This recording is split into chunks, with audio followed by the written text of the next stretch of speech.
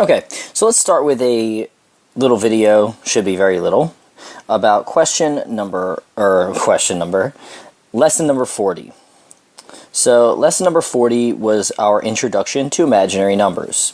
I'm just going to go over a couple things and show you the notes from that lesson. First questions are, what is I? How is I used? And what is the proper form of an imaginary solution?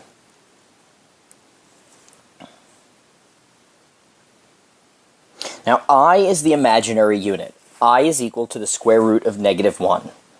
What that looks like and how that works in function is typically a negative under a square root can be taken out as an I. So for example, the square root of -6, I would be able to take the negative out and it would become an I. And the square root of 6, if it was simplifiable, we'd be able to simplify that, but 6 is not, so it'll just stay that way. Proper form of an imaginary answer is a plus bi form, which means that the real number comes first and then the imaginary. So the I is always going to be last. So these are some good examples. Here's some bad examples. You can pause and look at them and see the difference. For the most part, you can think of I as functioning just like a variable, so kind of like x, but we can always simplify powers of I. So let's start off with a couple examples from the very beginning,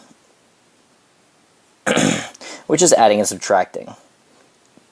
So let's do questions 8 and 10.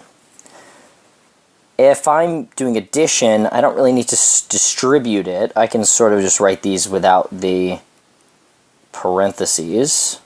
I'm going to do this little curved I, so you can tell it's not a 1. Plus 3 plus 5i. So I've got 1 plus 3 is 4. That's these two here, like terms. And then I've got negative I and positive 5i. So 5 minus 1 is a positive 4i. And I know this is the correct form because the I is last. So that would be my answer. Question number 10 is subtraction. So I would distribute this negative. I would get 7 plus 5i minus 5 minus 5i. Combine my like terms. 7 minus 5 is 2. And positive 5i minus 5i is actually 0i. So plus 0 or nothing. It's just 2. These two cancel out. We'll do one more subtraction so you can see what happens. Number 11. Distribute the negative. 3 minus 7i minus 4 plus 5i. 3 minus 4 is -1.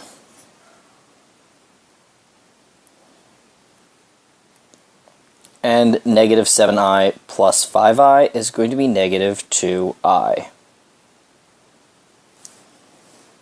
Okay, now let's go to the back of the sheet. How do I multiply imaginary numbers? Same way, think of it just like as if it's an x, but the powers of I are equal to things. So if I'm doing something like number 29, for instance, negative 6i times negative 5i. Well, negative times negative, that's going to be positive.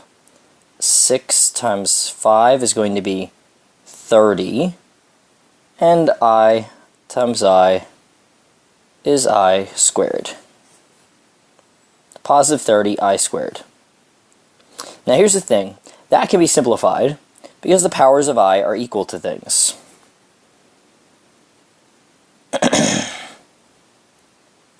So let us remember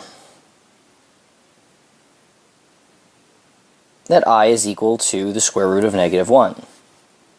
Okay, these two are equal. So if I do I squared, that means the square root of -1 squared. Square and a square root cancel out, so I'm just left with -1. So I is just I, it cannot be simplified. I squared is -1. I cubed is I squared times I. But we already know that I squared is negative 1, so it's negative 1 times I, which is equal to negative I. And if we're doing I to the fourth, we have I squared times I squared. Both of those I squareds are negative 1, so negative 1 times negative 1 equals positive 1. So anytime you see any of these in the beginning, you should be simplifying them to these over on the left-hand side. So I guess I stays the same. The others should and can be simplified. So if I was doing something like one of these on the back, I'm pick one that's a little more involved, and then we'll call it. That'll be the end of the video lesson here. Let's talk about question number 34. And white out 35, so that's distracting, or 36 rather.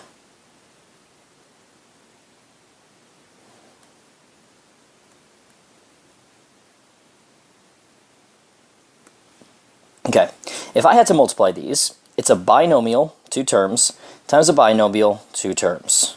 So the way that I'm going to do this is with a box method.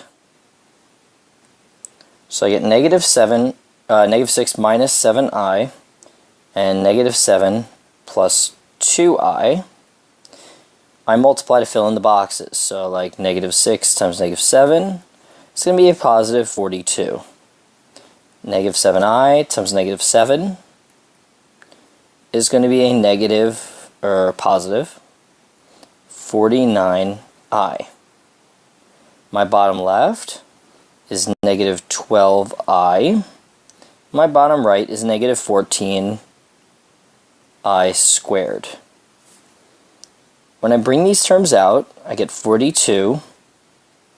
These two diagonals are like, so I'm just going to combine them. 49 minus 12 is positive 37i. And my last term is negative 14i squared. I just told you what I squared was equal to. I squared is equal to negative 1. So if I rewrote this, this last term is minus 14 times negative 1. Well, that's plus 14.